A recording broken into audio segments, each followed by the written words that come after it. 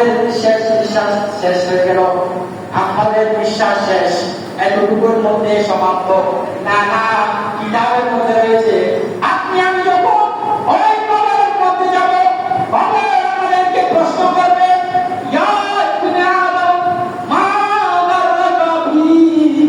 কবর আপনাকে আমাকে প্রশ্ন করবে, হে আদম সন্তান, তোমাকে কোন জিনিসে আমি কবর থেকে বিমুখ করে রেখেছে? সুবহানাল্লাহ।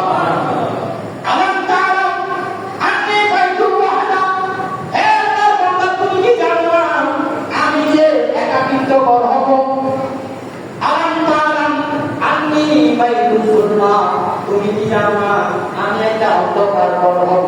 হে আল্লাহর বান্দা, তুমি দুনিয়ার মধ্যে যখন বিচরণ করেছিলে সেই সময় তোমাকে কোন জিনিসে আমি কবর থেকে তোমাকে বিমুখ করে রেখেছিল? সুবহানাল্লাহ। ওই অন্ধকার কবরে আপনি কাউকে পাবেন না। কাউকে পাবেন না। আপনি যার জন্য আপনি জান দিয়ে দিচ্ছেন, আপনি তাকে একটু করে কি বলুন, আমি যদি মারা যাই আমার সাথে একটা ওই কবর থাকবে? তখন ওই ব্যক্তি ভালো মানুষ উত্তর দেবে, ভাই না আপনি ওখানে কবর মধ্যে থাকেন, আমি আপনার সাথে নাই। নাউজুবিল্লাহ বলুন। যে জিনিসটা আপনার কবরের মধ্যে সাথী হবে, যে জিনিসটা আপনার কবরের মধ্যে বন্ধু হবে, এনাদের সাথে সুসম্পর্ক রাখা দরকার আছে কিনা? আপনার বন্ধু হবে, নামাজ আপনার বন্ধু হবে, হজ আপনার বন্ধু হবে, সাদকা আপনার বন্ধু হবে, সালাম দেওয়া এগুলো আপনার বন্ধু হবে, ঈমানদার আপনার আমার বন্ধু হবে। সুবহানাল্লাহ। ঈমানদারদের সাথে সম্পর্ক রাখতে হবে। আমাদের আগের যুগের মুরব্বীরা আপনারা বলতেন যে বানালয় আনি হাইওয়াটার পান হারাবলয় আনি আলাদাই বিহান। কিন্তু হাদিস ভিডিও মুরব্বীর হই এই কবরের মধ্যে আপনি আমি যখন চলে যাব, আমাদের স্ত্রী পুত্র সন্তান আমাদের আপনজন ওই কবরের মধ্যে রেখে চলে আসবে, কেউ যাবে না। আমরা যখন ওই কবরের মধ্যে চলে যাব, 40 কদম পার হওয়ার পর আপনি অন্ধকার কবরের মধ্যে চিন্তিত হয়ে যাবেন, কারণ ওই কবরের মধ্যে সেখানে আর কখনো মৃত্যু হবে না।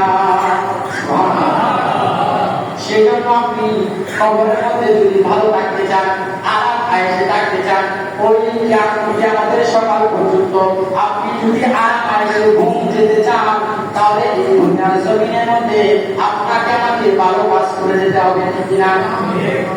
ভালো কাজ করতে হবে। এখন ভালো কাজ কি আমরা চোখে দেখি না? ভালো কাজ আমরা চোখে দেখি না। আল্লাহ সবাইকে দেখার তৌফিক দান করুন। আমিন।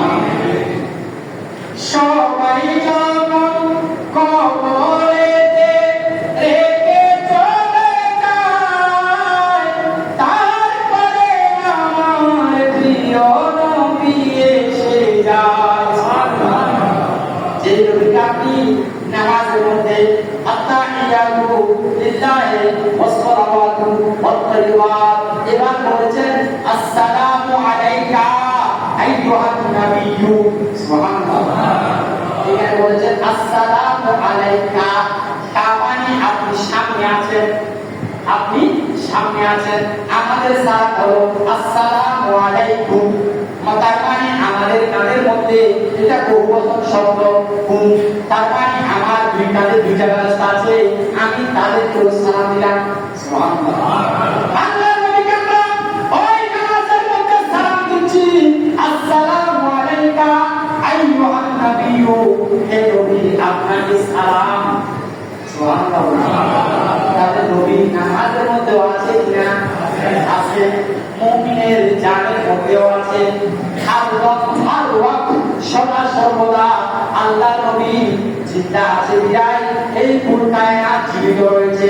সুবহানাল্লাহ। আজকে সূর্য আলো দিচ্ছে, এগুলো হলো আল্লাহর মাহবুবের কদমের সদকা। একজন সাহেব বলতেছেন, এই চাঁদ তু চমকতা है रोशनी देता है ये तेरे फूल है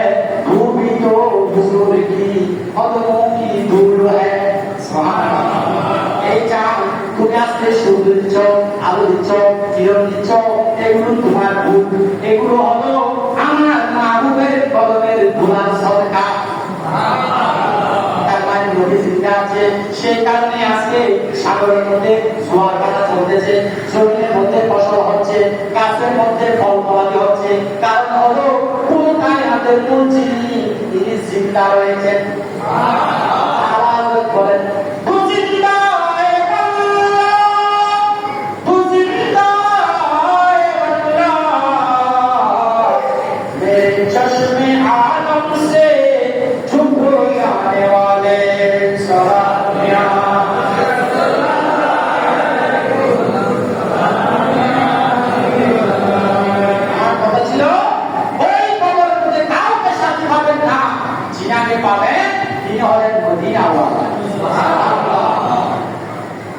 মদিনাওয়ালা হচ্ছে আমাদের সাথে।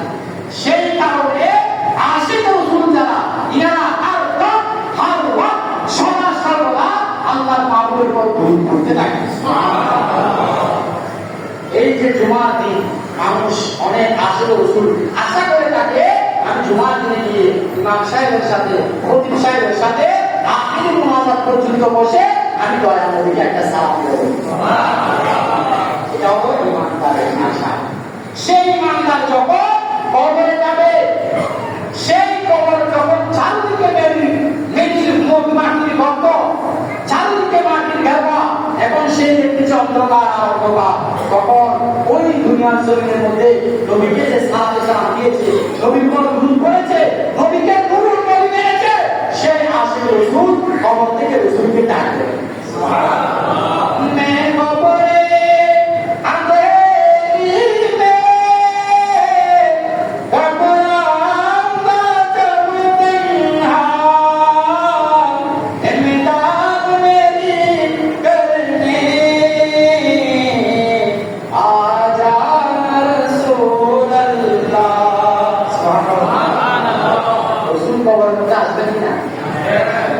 আমরা সকলে জানি কবর দেওয়ার পর মুনকার নাকির আসবে, মুনকার নাকিরের আগে আরেকজন ফেরেশতা আসবে। দাকাইতুল আখবার হযরত ইমাম গাযযালী রাহমাতুল্লাহ বলতেছে, ওই মুনকার নাকির প্রশ্ন করার আগে আরেকজন বান্দা আসবে যার নাম রুমান ফেরেশতা। সুবহানাল্লাহ। ফেরেশতা রুমান ফেরেশতা, তিনি এসে আপনাকে আমাকে বলবে, বান্দা তুমি দুনিয়ার জমিনের মধ্যে কি কি করেছো, কি কি করো না, এটা মানে কি ভালো কাজ করেছো, কি খারাপ কাজ করেছো, এগুলো তুমি আমাকে লিখে দাও। তখন আমরা বলবো, ওই কবরবাসী বলবে, হে ফেরেশতা, আমার তো এখানে কোনো কাগজ নাই, কলম নাই, আমি কিভাবে লিখবো? ওই রুমান ফেরেশতা বলবে, বান্দা তোমার এই কাপড়কে তুমি খাতা বানাও, তোমার এই শাহাদাত আঙ্গুলকে তুমি কলম বানাও, তুমি আবার জবানের ভিতর ঢুকাই দাও, তোমার কুটুকে কোনো কালিমা নিয়ে আমাকে তোমার জিন্দেগিটা দিয়ে দাও। সুবহানাল্লাহ। সর্বপ্রথম আমরা যদি দুনিয়ার মধ্যে ভালো কাজ করি, সৎ কাজ করি, নেক কাজ করি, জান্নাতি কাজ করি, বাস ফেরেশতা বলবেন যাও, কারামাতুল রুস, হে আল্লাহর বান্দা তুমি দুলহান সেবা ঘুমায়, তুমি কি আমাদের সকাল পর্যন্ত সেবা ঘুমাতে থাকো। সুবহানাল্লাহ। এই দুনিয়াটা হলো পরীক্ষার একটা কেন্দ্র। এখানে যদি আপনি ভালো রেজাল্ট করতে পারেন, আপনি নিয়ামত ভোগ করবেন ওই কবরের মধ্যে। আল্লাহ তাআলা শানুহু আমাদের সবাইকে এই পবিত্র দুনিয়ার মধ্যে একে অপরের সাথে সুপরামর্শ করে, একজন আরেকজনের সাথে ভ্রাতৃত্ব বজায় রেখে আমাদের জিন্দেগি আল্লাহ সুন্দর করার অভিযান করলাম। এটা মাসালা বলে দিই, এই জুমার দিনে অনেক মানুষ আছে, চার ধরনের মানুষ জুমার নামাজ পড়তে বসে গুনাহ করে। কি করে? গুনাহ করে। কয় ধরনের মানুষ? চার ধরনের মানুষ। এক ধরনের মানুষ হলো যারা মসজিদে ঢোকার পর দুনিয়াবি কথা বলে। কি বলে? দুনিয়াবি কথা বলে। সেই সমস্ত বান্দারা মসজিদে এসে গুনাহ করে। এবং দ্বিতীয় নাম্বার হলো যে সময় খুতবা চলে সেই সময় কথাবার্তা বলে, সেই সময় এদিকে ফিরে অমনোযোগী হয়, কথাবার্তা বলে, সেই বান্দা জুমার মসজিদে এসে গুনাহ করবে। তিন নাম্বার মানুষ, যে বান্দা এসেছে শেষে, সে বান্দা মানুষের নামের উপর পা দিয়ে সামনের দিকে আসা। এভাবে যারা আসবে সেই সমস্ত বান্দারা এই জুমার মসজিদে এসে গুনাহ করে গেল। আলহামদুলিল্লাহ।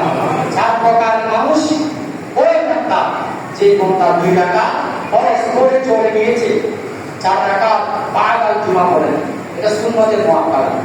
এই সুন্নতের মুআক্কাদা যদি আপনি না করে চলে যান, আপনার ফরজ ভুল হবে। কেন?